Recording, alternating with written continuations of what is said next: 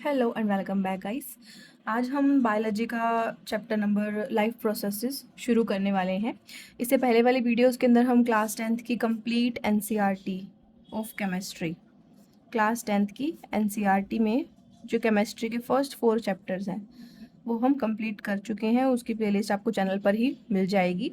आज हम biology start करने वाले हैं और बायोलॉजी में जो फर्स्ट चैप्टर है हमारे पास लाइफ प्रोसेसेस, आज हम वो स्टार्ट करेंगे। उसके बारे में थोड़ा सा देखेंगे कि क्या लिखा है।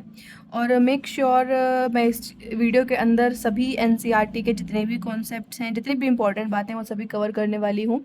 इस वीडियो को देखने के बाद आपको, जब आप एनसीईआरटी रीड करोगे या ना भी करो, तो एनसीईआरटी की जितनी भी लाइंस हैं वो सभी इस वीडियो के अंदर आपको कवर हो जाएंगे। ऐसा कुछ भी नहीं होगा जो इस वीडियो के बाहर होगा और एनसीईआरटी में दिया हुआ होगा।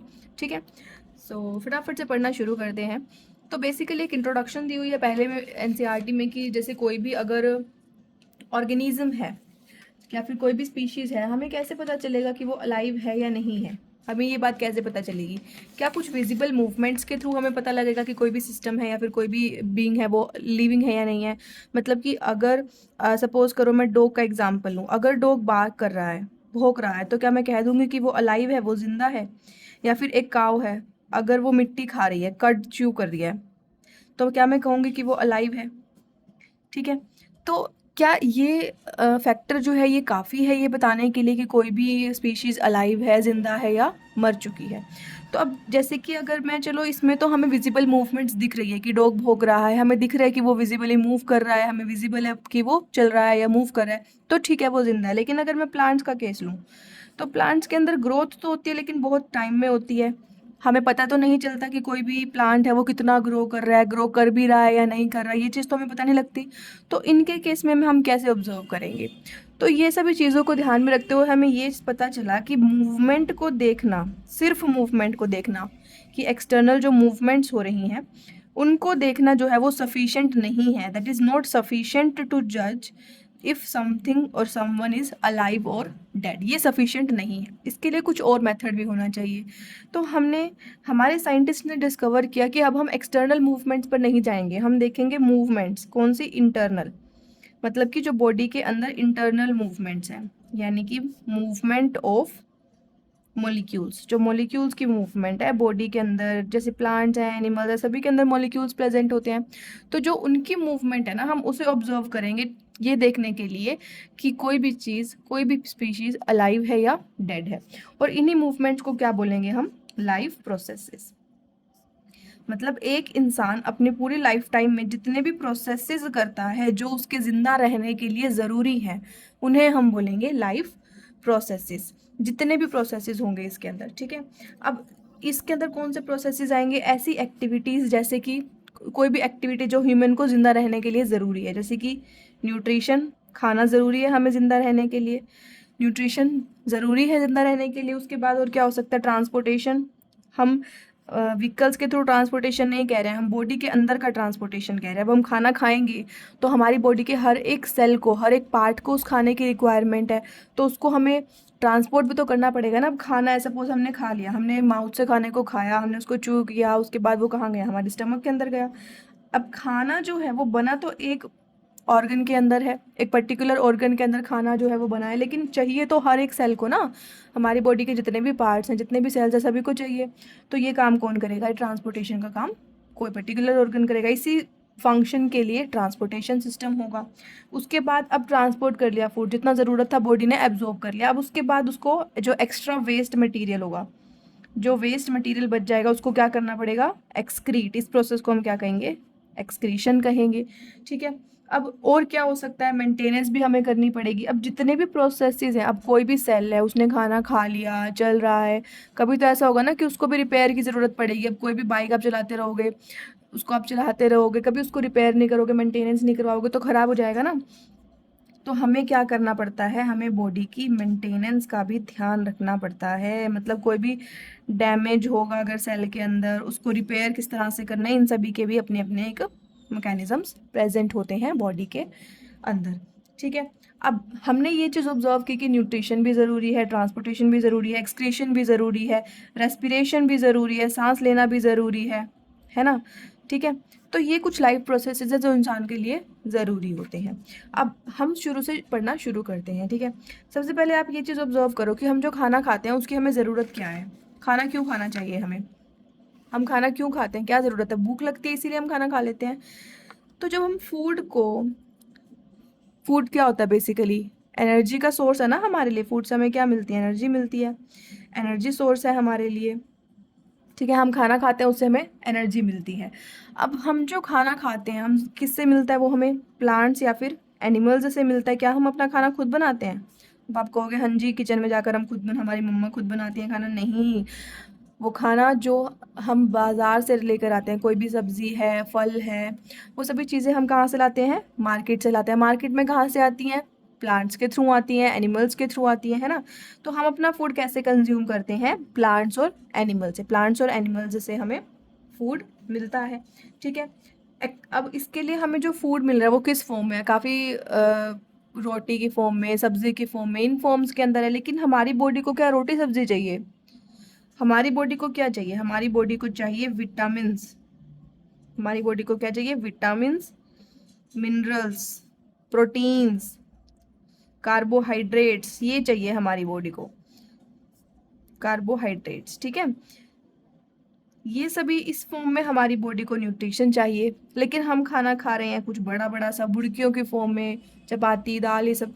तो अब इसको इस फॉर्म में कन्वर्ट करने के लिए जो प्रोसेस यूज़ होता है उसमें हमें क्या रिक्वायर्ड होती है, एनर्जी, ठीक है। उसी प्रोसेस को हम क्या बोलेंगे, एब्जॉर्प्शन या फिर न्यूट्रिशन। हम क्या करते हैं, जो कॉम्प्लेक्स फूड होता है, जो कॉम्प्लेक्स फूड होता है उसको हमारी बॉडी कन्वर्ट करती है किसमें, सिंपलर फॉर्म में या फिर उस फॉर्म में जिसमें हमारी बॉडी को वो प्रोटीन्स या वो न्यूट्रिशन चाहिए, ठीक है। बेसिकली हमें फूड कहाँ से मिल रहा है, एक एक्सटर्नल सोर्स से मिल रहा है। एनर्जी हमें कहाँ से मिल रही है, एक्सटर्नल सोर्स से, क्योंकि फूड हमें एक्सटर्नल सोर्स से मिल रहा है। फूड हमें क्या दे रहा है, एनर्जी दे रहा है। तो एनर्जी हमें कहाँ से मिल रही है, एक एक्सटर्नल सोर्स से मिल रही है, ठीक है। जो भी ये लिविंग जो स्ट्रक्चर होता है ये बहुत ही ऑर्गेनाइज्ड होता है, ऑर्डर्ड होता है। ऐसा नहीं कि कोई प्रोसेस पहले होगा कोई बाद में होगा, बहुत ही ऑर्डर्ड प्रोसेस होता है। हम खाना खाएंगे, उसके अंदर रिएक्शंस होंगी, फूड ब्रेक डाउन करेगा, उससे हमें एनर्जी मिलेगी। एनर्जी जो है वो ट्रांसपोर्ट होगी हर जगह पे। जो एक्स्ट्रा फूड होगा, जो वेस्ट मटेरियल्स होंगे वो क्या हो जाएंगे, एक्सक्रीट हो जाएंगे, ठीक है। तो सभी प्रोसेसेस जो है ना वो बहुत ही ऑर्डर्ड वे के अंदर होते हैं, बहुत ही ऑर्डर्ड मैनर में चलते हैं। इसमें आप लाइफ प्रोसेसेस की डेफिनेशन लिख सकते हो। लाइफ प्रोसेसेस की डेफिनेशन,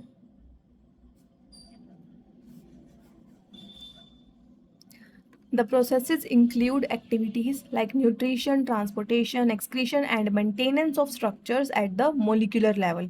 मतलब इवन हम छोटे से छोटे मोलिक्यूल को भी मेंटेन करें, इन सभी प्रोसेसेस को कर रहे हैं और उनको मेंटेन भी कर रहे हैं कि खराब ना हो जाए, ठीक है।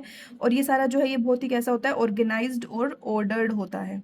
All this processes take in organized and ordered manner, ये भी आप ज़रूर लिख दीजिएगा, ठीक है। सभी प्रोसेसेस कैसे होते हैं, ऑर्गेनाइज्ड और ऑर्डर्ड मैनर में होते हैं। There is a constant need for repair and maintenance to prevent break down and ensure organisms survival. एक कंटिन्यूस नीड है, हमें रिपेयर करना पड़ेगा, सभी सेल्स को मेंटेन करना पड़ेगा, ठीक है। अब ये जो मेंटेनेंस के लिए हमें एनर्जी की रिक्वायरमेंट है, मतलब अब हमें कोई भी सेल मेंटेन करना है उसके लिए हमें क्या चाहिएगी, एनर्जी चाहिएगी। कहाँ से मिलेगी ये एनर्जी हमें, तो मेंटेनेंस एनर्जी जो है वो कहाँ से मिलेगी, आउटसाइड द बॉडी, फूड के थ्रू आउटसाइड द बॉडी हमें मिलेगी ये एनर्जी, ठीक है।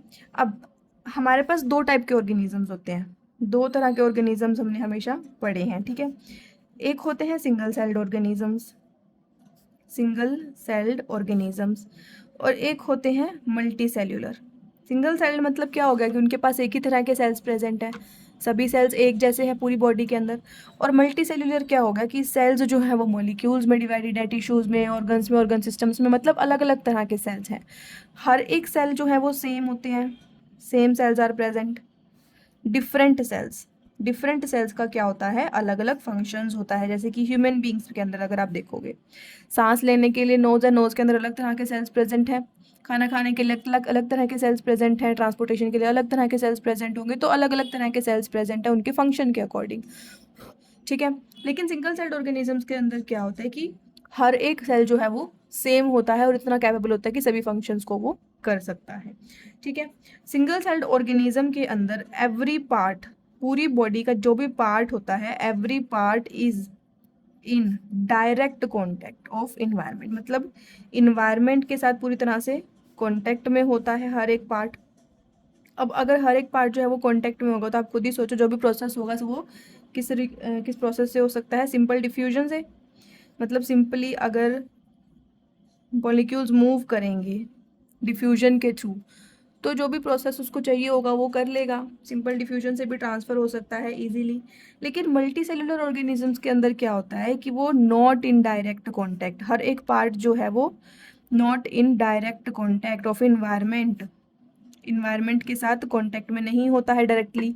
उसके लिए हमें क्या करना पड़ता है, सभी प्रोसेसेस की रिक्वायरमेंट होती है, जैसे कि न्यूट्रिशन की, पहले हम खाना खाएंगे, उसके बाद हम क्या करेंगे, रेस्पिरेशन, ताकि हमें ऑक्सीजन मिल सके उस खाने को ब्रेक डाउन करने के लिए। रेस्पिरेशन के बाद हम क्या करेंगे, खाने को ब्रेक डाउन करने के बाद क्या करेंगे, उसको ट्रांसपोर्ट करेंगे, तो ट्रांसपोर्टेशन का भी एक प्रोसेस हमें लगेगा। ट्रांसपोर्टेशन के बाद जो वेस्ट मटेरियल्स बच जाएंगे, हार्मफुल सब्सटेंसेस, उनको हम क्या करेंगे, एक्सक्रीट, तो एक्सक्रीशन का भी एक प्रोसेस होगा।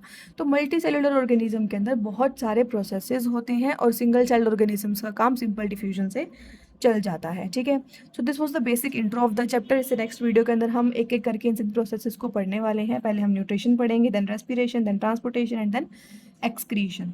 ठीक है, अभी हमने इंट्रोडक्शन पार्ट कंप्लीट कर लिया है, नेक्स्ट वीडियो में हम न्यूट्रिशन पढ़ेंगे। I hope you like the video, और अगर आप चैनल पर नए हैं तो सब्सक्राइब करना मत भूलिएगा। Take care.